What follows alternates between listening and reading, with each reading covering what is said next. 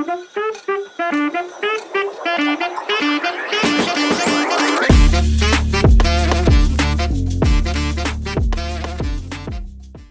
Sobat Pemkers, balik lagi nih di Sharing is Caring 2023. Yeay.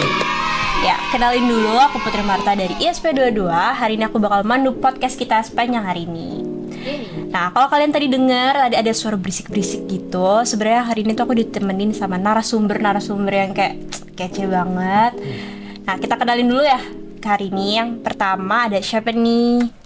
Oke, sebelumnya perkenalkan, nama aku Luis Adriel Wianto dari jurusan manajemen angkatan 2021. Halo Kak Luis. Halo. Nah, yang satu lagi nih perlu kita kenalin nggak ya Kak? Perlu nggak ya? Boleh deh. Halo, perkenalkan aku Sisilia Esterlita, biasa dipanggil Cibeng dari akuntansi angkatan 22. Halo Cibeng. Halo Putri, halo Kak Luis. Nah, sebenarnya hari ini kita mau ngapain sih? Podcast kita tuh mau ngomongin apa sih? Apa ya, Put?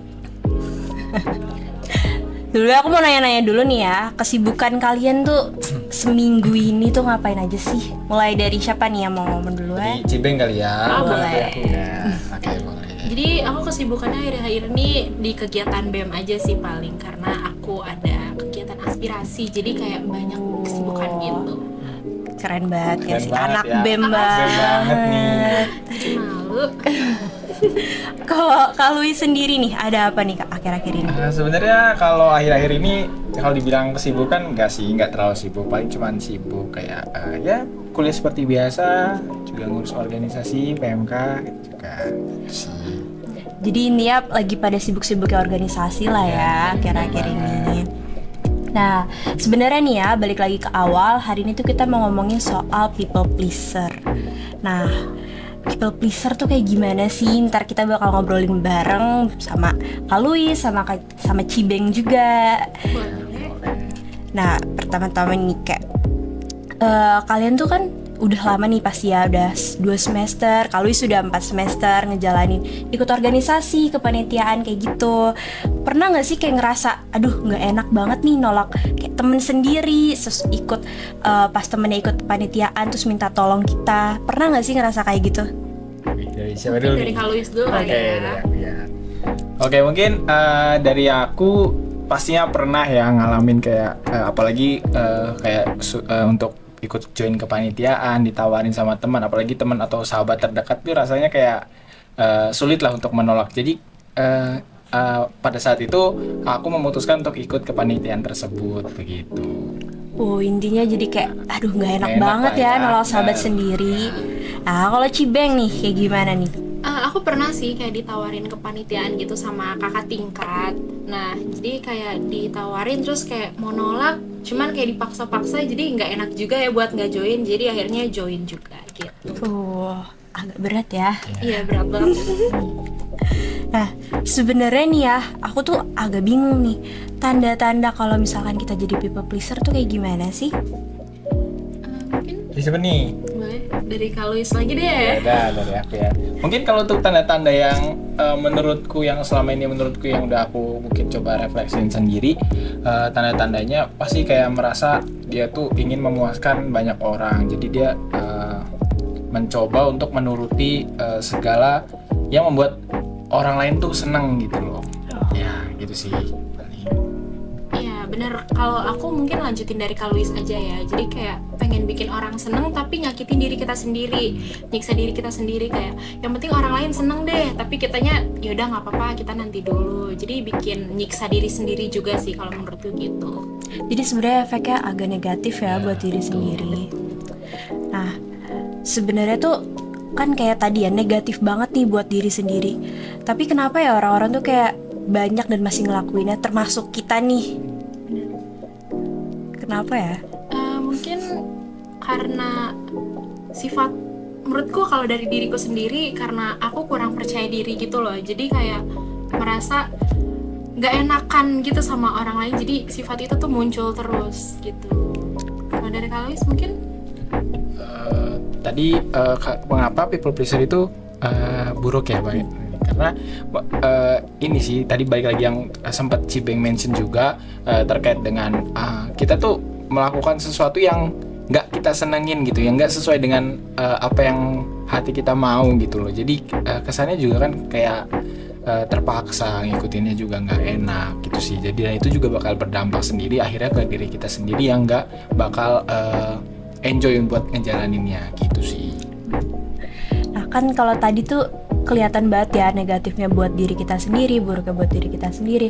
Nah semisal nih kayak apa sih dampaknya buat yang orang-orang yang lihat, lingkungan sekitar nih yang ngeliatin kita sebagai people pleaser tuh, gimana sih? Kalau menurutku sih ya, lingkungan tuh merasa enak aja sih, karena mereka kayak mau aja diturutin, jadi keinginannya tercapai. Cuman balik lagi itu tuh capeknya di kita lagi. Jadi kalau menurutku lingkungan tuh kayak enak-enak aja karena keinginan mereka diturutin, tapi diri kita yang dirugiin. Kalau menurutku gitu. Nah aku sebenarnya ya dari perspektif aku nih, aku kan punya temen juga yang kayak gitu nih. Terus kayak aku sebenarnya agak greget sih sama temen aku sendiri, kayak kenapa sih kayak lu kayak pingin banget gitu ngeiyain aja apa yang orang pingin gitu, padahal kan posisinya dia lagi capek atau misalkan lagi ada keperluan, jadinya tuh kayak kelihatan membebani dirinya sendiri gitu, jadi kayak greget gitu. Nah mungkin ya itu sih kayak kelihatannya ke orang-orang kalau dari aku ya. Nah kalau misalkan nih balik lagi sih sama yang cerita aku tadi, kalau misalkan kalian nih sebagai temen yang temennya atau sahabatnya tuh jadi people pleaser, kalian tuh gimana sih rasanya? Apa kayak aku juga? Apa misalkan kalian kayak biarin aja lah, orang dianya juga udah kayak gitu. Mulai dari siapa nih? Boleh dari Oke. kelas. Dari aku juga punya temen yang kayak gitu. Aku punya ada 2 orang dan mereka sama-sama sibuk baik ke kepanitiaan maupun organisasi, yang benar-benar sibuk sampai kayak aku pun yang dengar cerita mereka tuh kayak, wih ini orang kok sibuk banget gitu kan, kayak semuanya jadi terbengkalai gitu kan, kayak kita juga merasa, aku juga secara pribadi juga merasa greget sih. Aku coba ngomongin mereka, kayak ngasih tahu juga kalau misalnya kegiatan-kegiatan itu kamu harus tahu porsinya, porsi dari diri kamu sendiri, kapasitasnya segimana gitu. Jangan sampai kamu ikut kepanitiaan, kamu ikut organisasi, tapi akademik kamu terbengkalai kayak gitu sih. Aku udah coba buat nasihatin kayak gitu sih paling kalau dari aku. Ya, kalau dari Cibeng nih ada nggak teman-teman yang kayak gitu? Menurutku ada ya satu yang baru aku temuin. Dia tuh kayak di SMA ya, dia tuh nggak enak banget kayak buat nolak. Jadi kesana kesini tuh mau disuruh ini itu tuh mau. Kadang tuh aku suka bilang kayak, udah kamu tuh capek pasti, kayak kesana kesini mau aja disuruh-suruh. Terus dia kayak, aduh gimana ya, nolaknya juga nggak enak, kayak buat kesana kesini tuh kayak gak enak aja gitu kalau nolaknya. Jadi kayak udah kebiasaan dari dia juga, jadi kalau kata dia tuh susah buat nolak gitu. Jadi kalau dinasehatin, udah sering sih aku nasehatin, cuman katanya ya udahlah nggak apa-apa, jalanin aja dulu, nanti kalau udah capek ya udahlah mau gimana lagi gitu sih kalau aku. Kalau dilihat-lihat sebenarnya orang-orang yang bisa disebut people pleaser ini nih punya faktor atau tanda-tanda yang sama ya, yang kayak awalnya mereka nggak enakan, terus habis itu udah jadi kebiasaan, terus lama-kelamaan ya muter-muter di situ terus lah ya. Nah, kayak kita kan bisa ngeliat nih orang-orang people pleaser sama orang yang bertanggung jawab tuh pasti kelihatan bedanya ya. Kadang ada orang yang sembunyi di belakang kata tanggung jawab. Nah, menurut kalian tuh bedanya orang sebagai people pleaser sama yang bertanggung jawab tuh kayak gimana sih? Dari aku dulu? Apa Boleh dari dari Kalis dulu deh. Oke, dari aku ya. Kalau menurutku yang membedakan antara orang yang bertanggung jawab sama yang people pleaser itu dilihat pastinya dari kinerjanya. Kenapa? Karena ketika seseorang melakukan kegiatan dan itu berdasarkan keinginan hatinya sendiri, itu pastinya dia akan enjoy dalam menjalaninya dan pasti kinerjanya juga bakal baik gitu loh. Sementara kalau yang people pleaser bisa aja dia ikut-ikut karena FOMO, fear of missing out, kemudian akhirnya banyak pekerjaan-pekerjaan yang harusnya menjadi tanggung jawab dia terbengkalai karena dia cuma mau ikut-ikutan doang kayak kegiatan itu tanpa mau mengambil tanggung jawabnya gitu sih. Ih, agak sedikit jelek ya. Kalau dari aku sendiri, mungkin aku yang ngalamin ya. Jadi aku tuh kan pernah diajakin nih sama kakak tingkat buat ikut organisasi. Terus kayak sebenarnya aku tuh nggak mau, cuman ya gimana lah ya. Jadi akhirnya aku ikut dan sebenarnya aku kurang serap aja gitu di organisasi itu. Jadi kayak ogah-ogahan lagi balik lagi kata Kak Louis tadi. Jadinya aku sebenarnya nggak bertanggung jawab. Jadi aku kadang suka hilang-hilangan. Terus apa ya? Kalau dikasih tugas tuh kayak ya ogah-ogahan aja gitu. Jadi kayak kalau menurutku menghancurkan acaranya sebenarnya ya. Jadi kayak tanggung jawab tuh buat apa ya? Tanggung jawab tuh kayak palingan tidak mengikuti itunya, apa namanya? Kayak tidak standar prosedurnya. Iya betul, gitu. Dimulai dari rasa nggak nyaman, habis itu nurun, jadinya nggak tanggung jawab gitu lah ya. Gitu. Nah, kan tadi kita udah ngomongin soal itu ya. Bedanya people pleaser sama orang yang bertanggung jawab. Nah, sekarang nih, kalian kan tadi di awal udah ngomong juga kalau kalian pernah ngerasain gimana rasanya jadi people pleaser. Nah, gimana sih kalian tuh berusaha untuk keluar, atau kalian tuh punya tips and trick gak biar orang-orang nih yang sekarang ini mungkin lagi berada di posisi yang sama tuh biar mau atau belajar untuk keluar dari posisi kayak gitu? Dari aku mungkin boleh. Dari aku mungkin pertama kita tuh harus belajar lebih percaya diri ya, karena aku tuh dulu tipe orang yang paling pemalu banget. Jadi aku tuh nggak berani buat ngomong kayak di depan kayak gini. Aku tuh pokoknya introvert banget lah kalau kata orang tuh.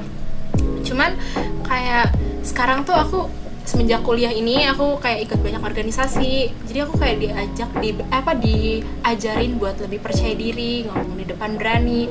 Terus mungkin yang kedua dari aku tuh, kita tuh bisa minta bantuan temen gitu loh. Jadi kayak di saat kita jadi people pleaser banget nih, terus kita bingung gimana ya caranya ya, kita bisa cari teman dekat kita atau mungkin siapapun yang ada di dekat kita buat bantuin dong, kasih saran dong, kayak gimana nih biar aku nggak jadi kayak gini, gimana sih, ajarin dong caranya biar aku nolak suatu organisasi atau apapun gitu. Menurut aku sih gitu ya. Curcol ya ibaratnya ya. Kalau dari Kak Louis sendiri nih apa kira-kira? Oke, kalau dari aku sendiri mungkin ada beberapa kayak hal-hal yang bisa kita lakukan ya kalau untuk keluar dari zona ini, dari zona people pleaser ini.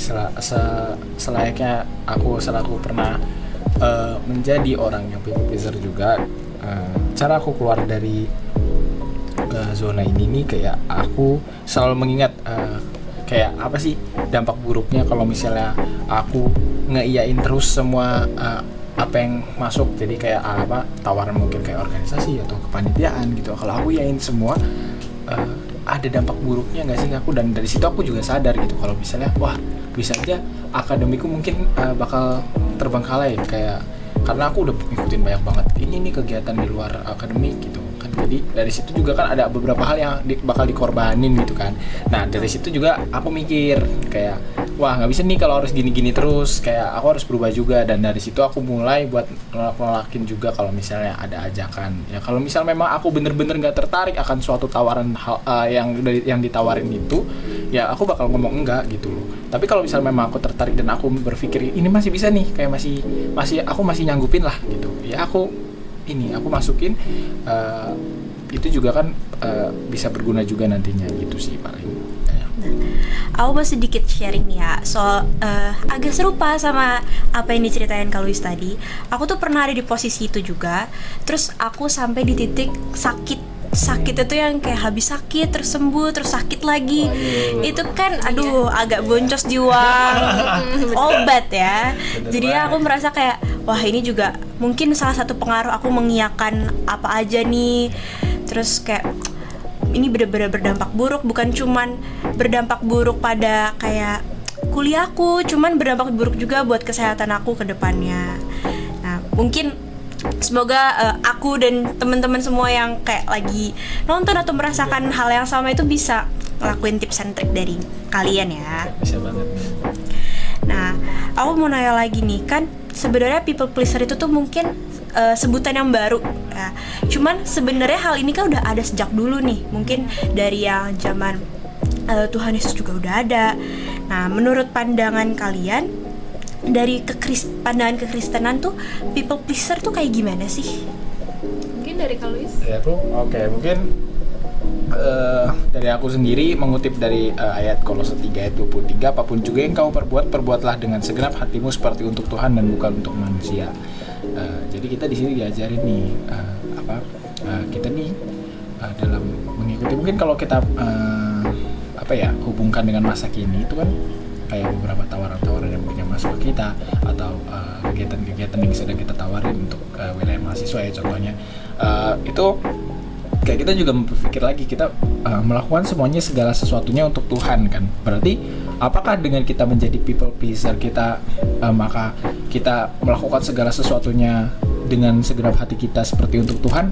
Kan enggak gitu loh. Jadi ya bakal berkontradiksi sama ayat ini gitu loh. Ada juga aku juga ingat satu ayat di mana yang meminta kita buat Tuhan tuh minta kita buat kita jadi garam dan terang dunia. Maksud garam dan terang dunia ini di sini adalah maupun kita dimanapun juga kita tetap ini berdampak gitu bagi lingkungan sekitar kita. Ayat lanjutannya, dengan apakah garam itu akan diasinkan kalau misalnya dia menjadi hambar kan, selain dibuang dan diinjak orang, seperti itu. Nah dari situ aku ya terutama berpikir kayak kalau misalnya kita nggak bisa berdampak buat lingkungan kita di sekitar kita, apa gunanya kita gitu loh, selain dibuang gitu kayak gitu.